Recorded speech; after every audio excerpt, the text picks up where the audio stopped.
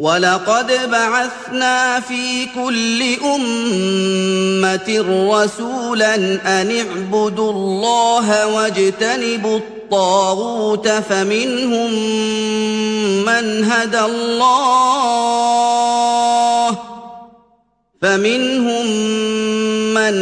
اللَّهُ وَمِنْهُم مَّنْ حَقَّتْ عَلَيْهِ الضَّلَالَةُ فَسِيرُوا فِي الْأَرْضِ فَانظُرُوا كَيْفَ كَانَ عَاقِبَةُ الْمُكَذِّبِينَ رب العالمين والصلاة والسلام على أشرف الأنبياء والمرسلين محمد وعلى آله وصحبه أجمعين ومن تبعهم بإحسان إلى يوم الدين أما بعد أعوذ بالله من الشيطان الرجيم بسم الله الرحمن الرحيم وَلَقَدْ بَعَثْنَا فِي كُلِّ أُمَّةٍ رَّسُولًا أَنِ اعْبُدُوا اللَّهَ وَاجْتَنِبُوا الطَّاغُوتَ اللهم انفعني بما علمتني وعلمني بما ينفعني وزدنا علما يا رب العالمين رب اشرح لي صدري ويسر لي أمري واحلل عقدة من لساني يفقه قولي اللهم رب زدني علما محترم سامعین کرام، اسلامی بھائیوں اور دیگر حاضرین،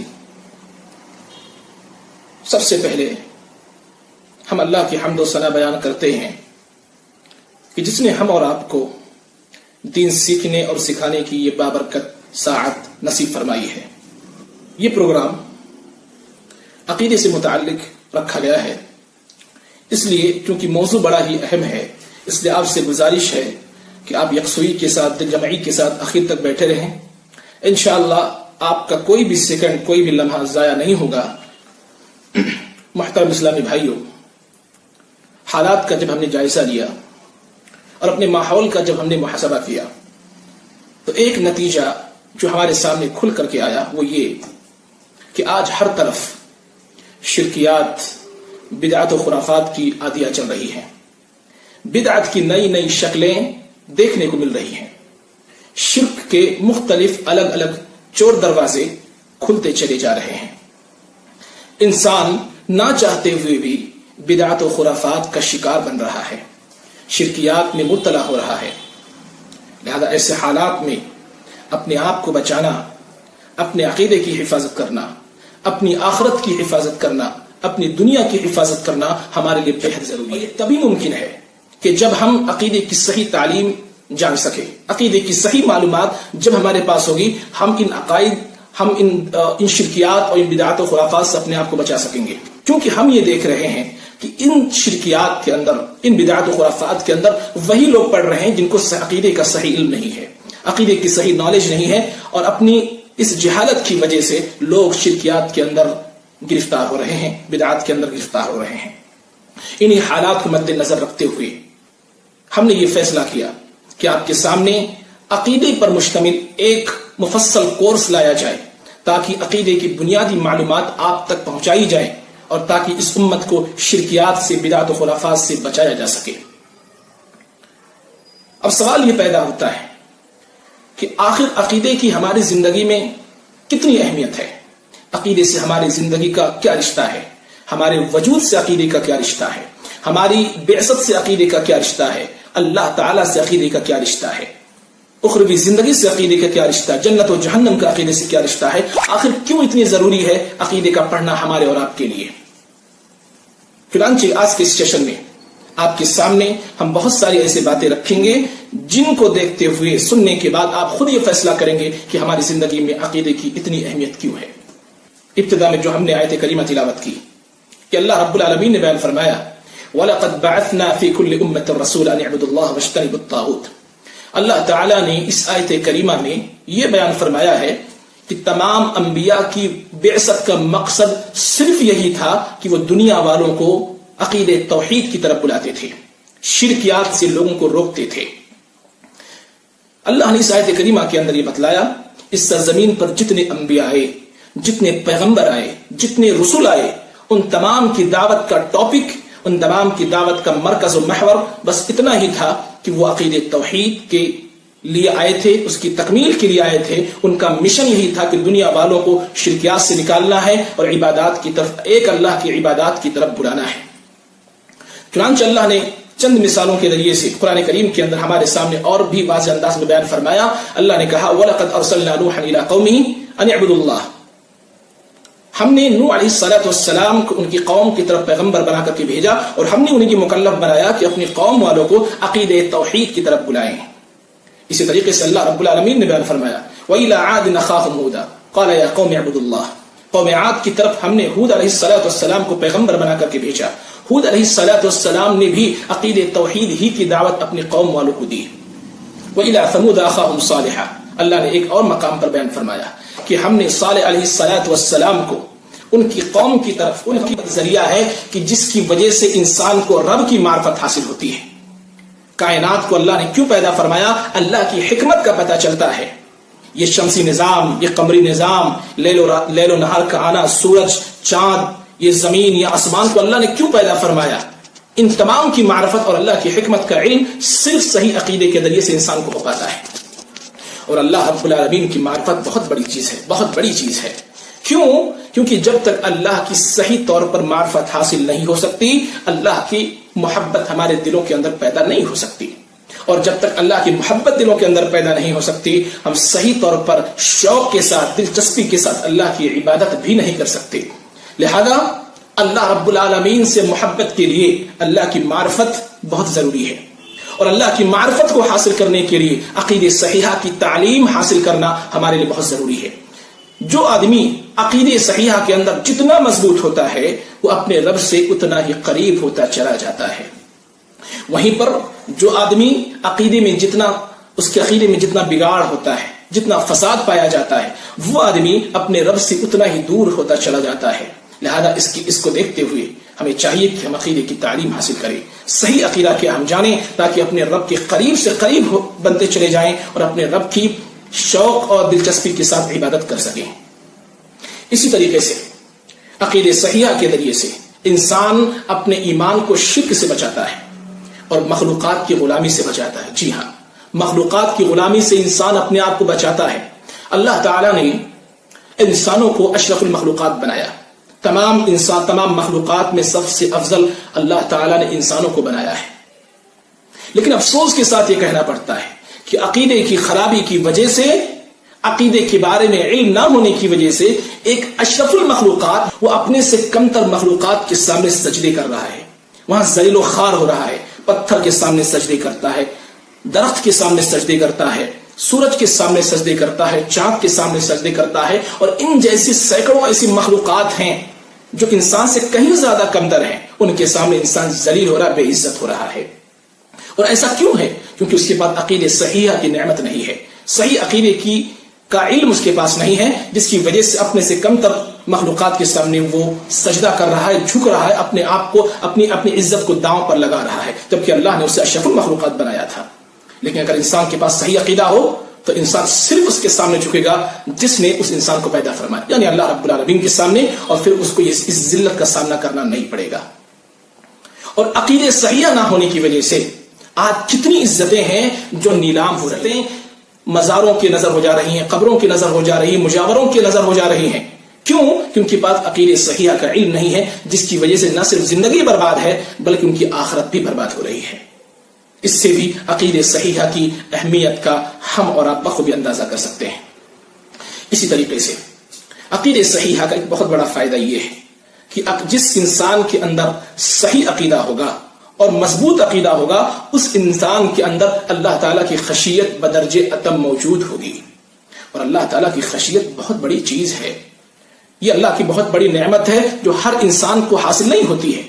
لیکن جس انسان کے اندر صحیح عقیدہ موجود ہو، عقیدہ صحیحہ کی تعلیم اس کے پاس موجود ہو، عقیدے کی بنیادی معلومات اس کے پاس ہیں، تو یہ میں یقین کے ساتھ کہہ سکتا ہوں کہ اس کے اندر اتنی ہی زیادہ اللہ تعالیٰ سے ڈرنے کا جذبہ پیدا ہوگا، اللہ کی خشیت پیدا ہوگی، اللہ کا خوف پیدا ہوگا، اللہ کا ڈر پیدا ہوگا. یہ بھی عقیدہ صحیحہ کے جاننے کا بہت بڑا فائدہ ہے.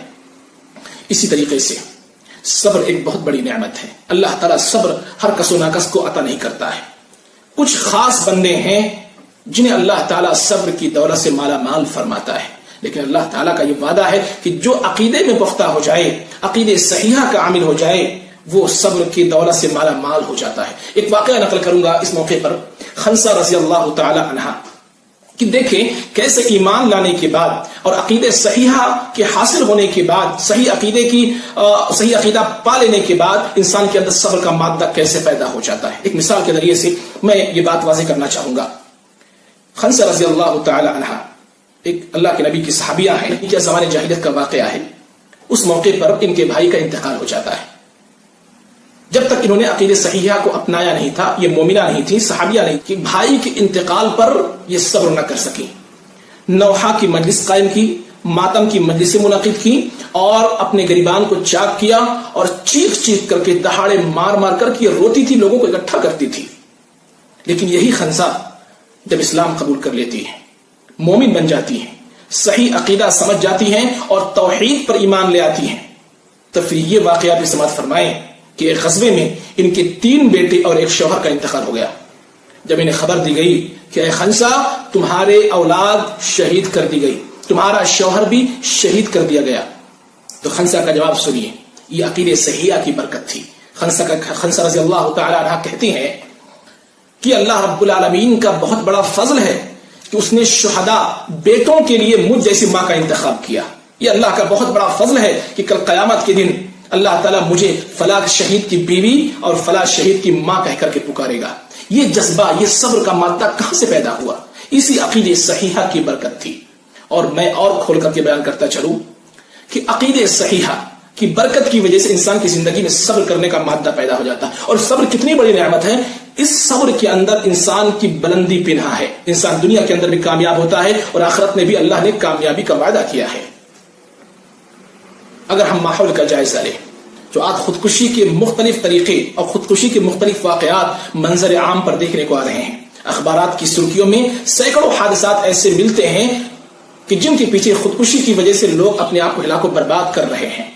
اگر سروے کیا جائے اور جاننے کی کوشش کی جائے کہ کامن ریزن کیا ہے خودکشی کی وجہ، کوئی اپنے نسوں کو کاٹ لیتا ہے، کوئی اپنے گلے میں رسی ڈال کر کے اپنے آپ کو ہلاک کر دیتا ہے، کوئی زہر کھا کر کے ہلاک و برباد کر دیتا ہے، مختلف وسائل ہیں، مختلف ذرائع ہیں، ان کو اختیار کر کے لوگ اپنے آپ کو ہلاک و برباد کر رہے ہیں۔ کیوں مر رہے ہیں خودکشی کر کے؟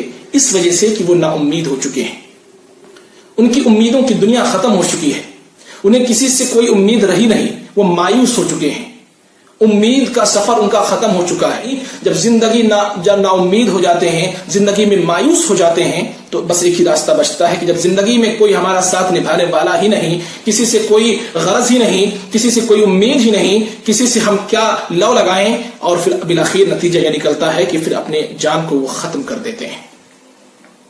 تو جہاں یہ کامن ریزن ہے کہ نا امیدی، مایوسی کی وجہ سے لوگ اپنے آپ کو ہلاک و برباد کر رہے ہیں، خودکشی کر رہے ہیں، وہیں ان نا امیدی اور مایوسی کے پیچھے جو کامن ریزن وہ یہ کہ ان کے عقیدے میں بگاڑ ہے، ان کا عقیدہ پختہ نہیں ہے، عقیدہ پختہ نہیں ہے، جس کی وجہ سے صبر نہیں کر پاتے۔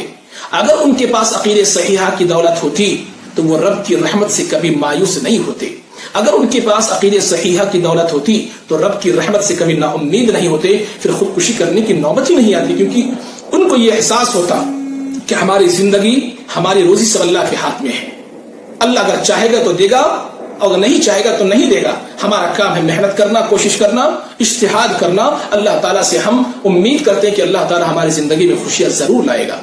تو اگر انسانوں کے اندر، لوگوں کے یہاں عقیدہ صحیحہ کو سیکھنے سکھانے کا ماحول پیدا ہو جائے اور عقیدہ صحیحہ کی دولت سے لوگ مالا مال ہو جائیں، تو یقین کے ساتھ کہا جا سکتا ہے کہ خودکشی کے واقعات ختم ہو، انسان کو صبر کرنے کا جذبہ پیدا ہو جائے گا، صبر کرنے کا مادہ پیدا ہو جائے گا۔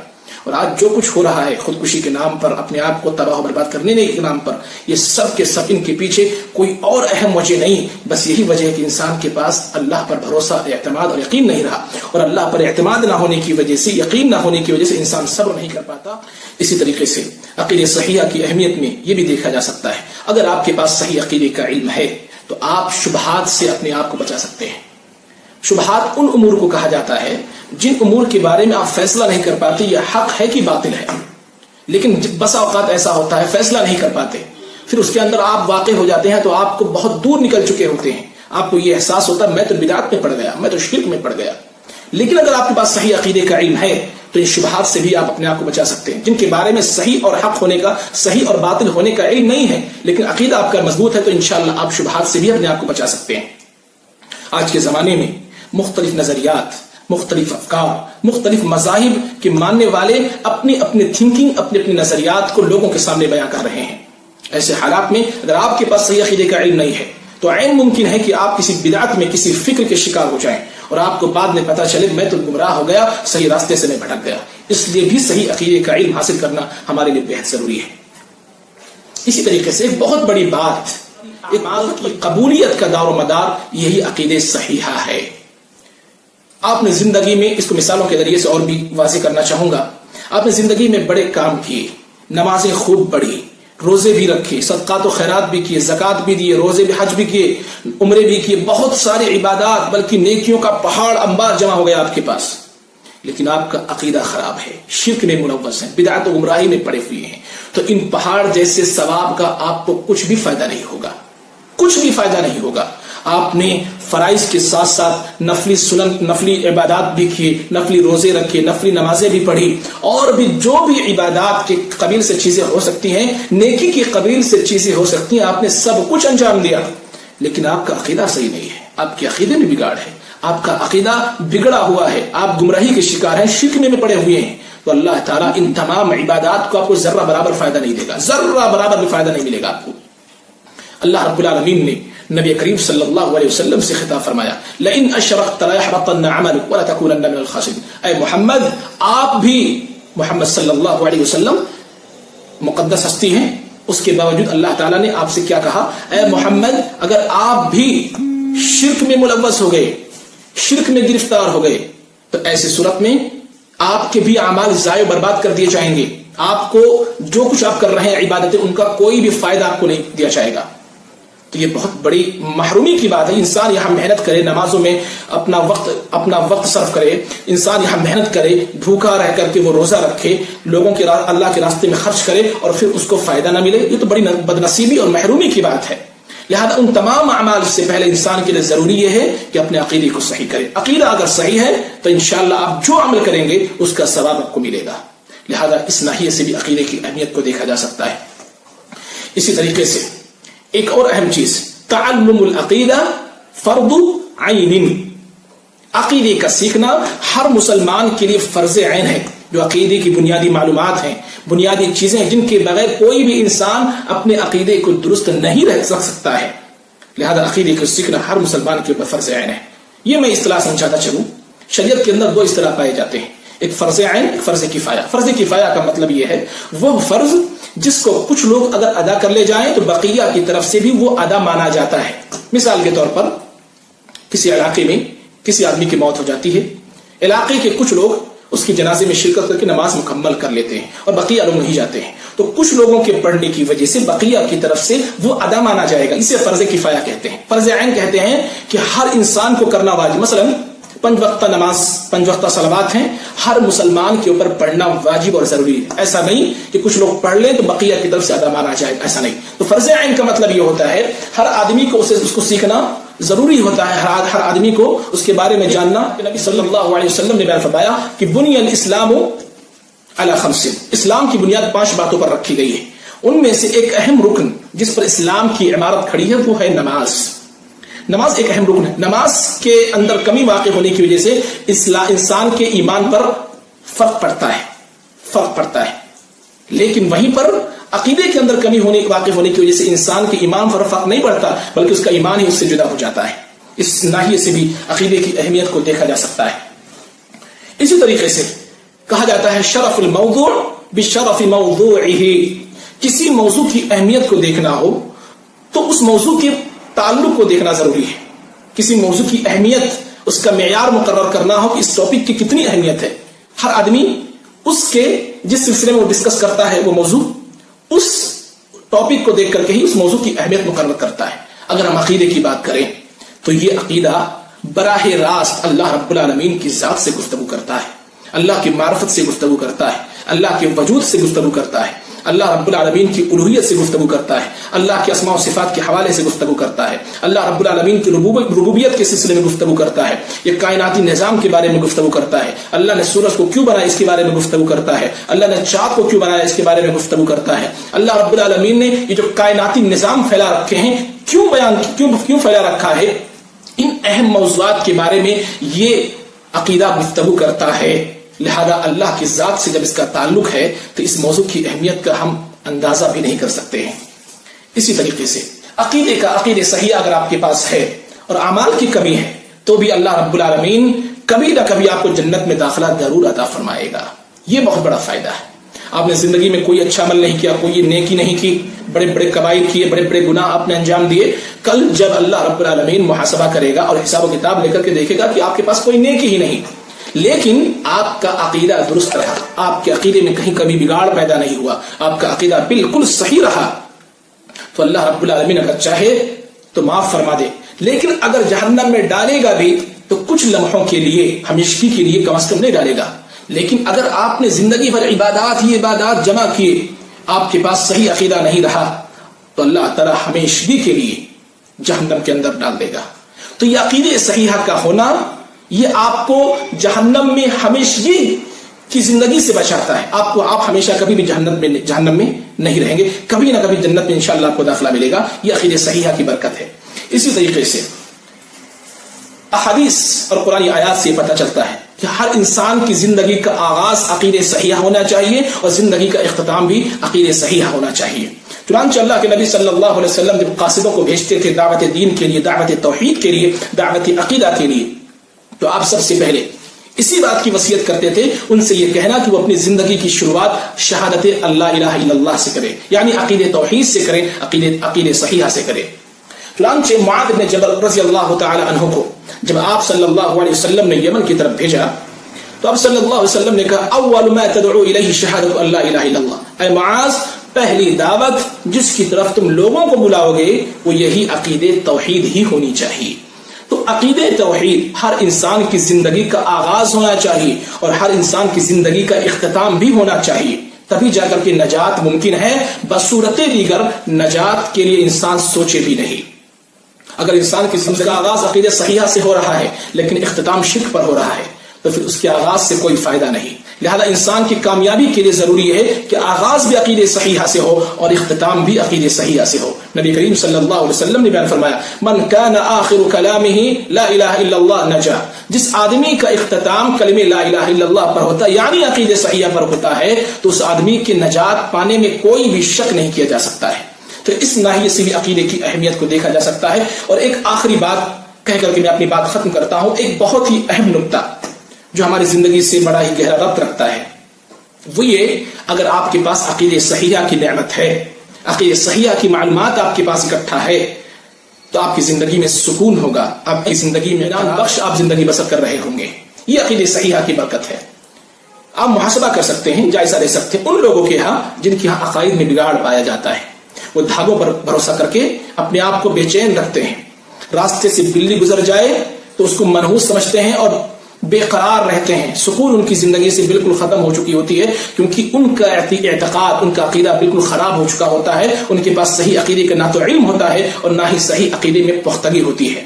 مخلوقات پر بھروسہ کرنے کی وجہ سے، مخلوقات کے سامنے سر جھکانے کی وجہ سے، مخلوقات کے سامنے نظر و نیاز کرنے کی وجہ سے، شرکیات میں ملوث ہونے کی وجہ سے، بدعت و خرافات میں پڑھنے کی وجہ سے، اوہامات کے اندر پڑھنے کی وجہ سے ہمیشہ ڈرے سہمے رہیں گے۔ لیکن جن کی عقیدہ ہے، عقیدہ مضبوط ہے، جن کے عقیدے کی صحیح معلومات ہیں، ان کے یہاں کم از کم یہ چیزیں نہیں پائی جائیں گی، وہ پر مطمئن رہیں گے۔ روزی کا مسئلہ ہو، ان کا اعتماد اللہ پر ہے، کوشش کرو، روزی کا مالک اللہ ہے، ہم اللہ سے امید کرتے ہیں اللہ ہمیں عطا فرمائے گا۔